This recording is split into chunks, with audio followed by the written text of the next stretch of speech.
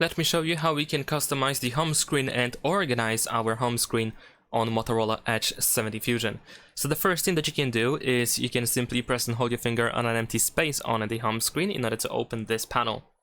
At the bottom you can find home settings, where you can quickly jump to the home screen settings, where we have a couple of options, like for example the home screen style, where you can activate or deactivate the app drawer.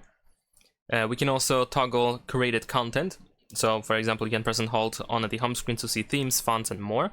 So you can turn this off if you don't like it. We can change the icon size in here. We have the app label setting. We have app icon badges for notifications. We can also lock the home screen layout or unlock it. And also you can choose if you want to see the Google Feed page, or if you don't like it and if you want to turn it off, then of course you can do so over here. But besides that, what you can also do is, of course, we can manage apps on the home screen naturally. So if you want to add an app to the home screen, you can go to the app drawer, and then you can press and hold your finger on the app that you want to add to the home screen. So let's say I'm gonna choose this one. And then once you see these options, you can start moving the app around, and then you should be able to be redirected to the home screen. And then you can just simply place the app wherever you want it to be. And there we go, the app has been added. Of course, we can also remove apps from the home screen. And in this case, you can press and hold your finger and start moving the app around, and then you want to drop it on this remove section. Of course, you can uninstall an app as well, but if you just want to remove it from the home screen, then naturally you just want to drop it in the remove section. And that's pretty much all in the case of apps. And of course, you can change position of apps as well. Of course, don't forget about that. If you press and hold your finger on any app on the home screen, then of course you can change its position and you can just place it anywhere where you have space.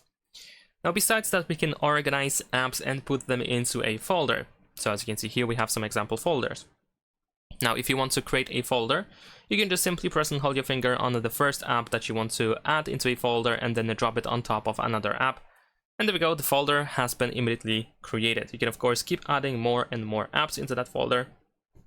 And there we go, that is not a problem. And if you want to remove a folder, you can of course go into that folder, and then you can take every app outside of that folder, just like that. Or you can of course press and hold your finger on that folder, and then here we have the delete option. I think we should be able to also remove it by dropping it on this remove section. And besides that, we have a couple of customization options. Of course, we can change the name of the folder over here. So once you open the folder, you can tap on the current name, and then you can set up the new one. You can also make a folder bigger. It can take 2x2 space, like this Google folder. So to do that, you can just press and hold your finger on that folder that you want to make bigger, and then here we have the big folder. If you want to shrink it again, just do exactly the same thing and choose small folder instead. The difference between these two folders, besides of course the visual change, the bigger folder allows you to immediately open any app that is visible in here inside that folder. So this means that here I have 8 apps that I can immediately open without having to open the folder first. So let's say if I tap on this YouTube icon, YouTube is going to be opened immediately. Compared to this smaller folder, I have to tap on that folder first to access any app from here. Of course, if you have more than 8 apps inside a folder, then in this case you want to tap on this number that we have in here in order to find the full list of... actually, it's not a number, it's just the app icon. So essentially you want to tap on the last app in order to open the folder, and then you can just choose whatever from that folder that is not visible in here. But definitely worth organizing your important apps into folders, because this definitely helps you save lots of space on the home screen. Now, besides folders, what you can also do... Oh, actually, one more thing about removing a folder, because of course you can remove a folder by using the delete option, or you can just drop it in the remove section. But if you do so, then every app that you have inside that folder is going to be removed from the home screen as well. So if you want to keep these apps, then you have to just manually take them out from the folder.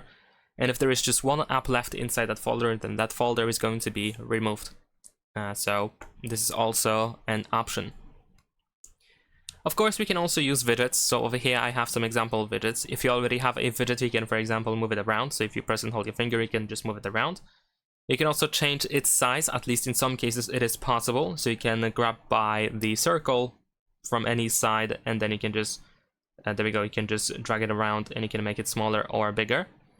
Keep in mind that the resizing options can be limited, so it's not always possible to set any size for the widget. Sometimes the size cannot be changed at all, and in some cases you have only the option to change the height or the width of the widget, and even that can be also limited.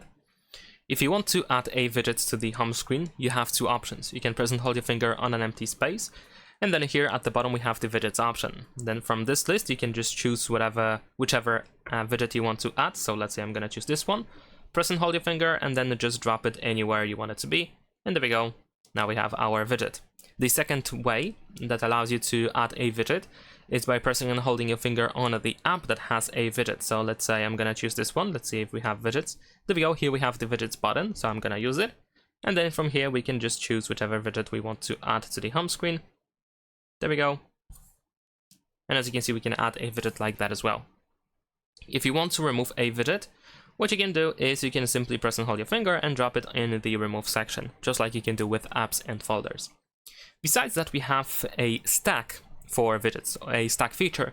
So if I press and hold my finger on, let's say, this widget over here, I can drop it in this edit stack field that I have at the top. And now I can add more widgets that are going to be placed in the exact same spot. So we're gonna go to add more widgets. Now keep in mind that not every widget can be stacked together. You can only use widgets that can be exactly the same size as the widget that you used primarily. So in this case I used 4x2 widget, so I can only use other 4x2 widgets as well, or widgets that can be set to 4x2. So let's say I'm just gonna go for let's say this home widget over here. I'm just gonna add it.